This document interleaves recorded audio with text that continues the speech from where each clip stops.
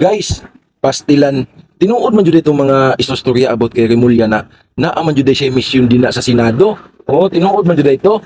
Ang mali lang ato, ang dili lang tinuod ato katong information na ang iyang purpose is iyang harangon ang ex-Marines o 18 ex-Marines. Maulan to yung mali ato na information.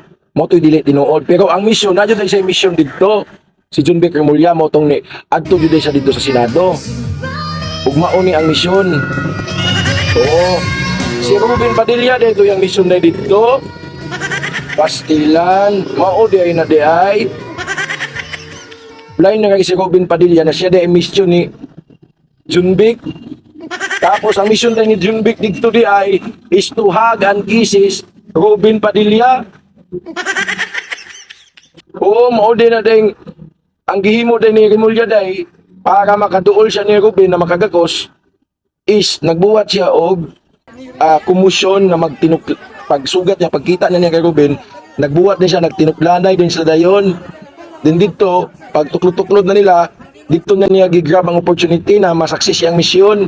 Sumoto na tayo, nahag niya. O di ba nahag man niya diat? Pero nakabantay man jud si Ruben na murag ang sunod aning hag niya. Murag mo kiss man siya mo nang di tanaw ni Ruben niya, nakabantay si Ruben. Pero nadayon gyapon na nadayon gyapon ang kuan is motong mission accomplished si John Vic Remulla oy.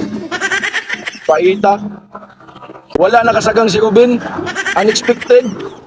Abinyag ang ex-Marines ang mission ni Remulla na pugnan ang 18 ex-Marines na makaadto dito sa hearing. Mo nilang pagtuo.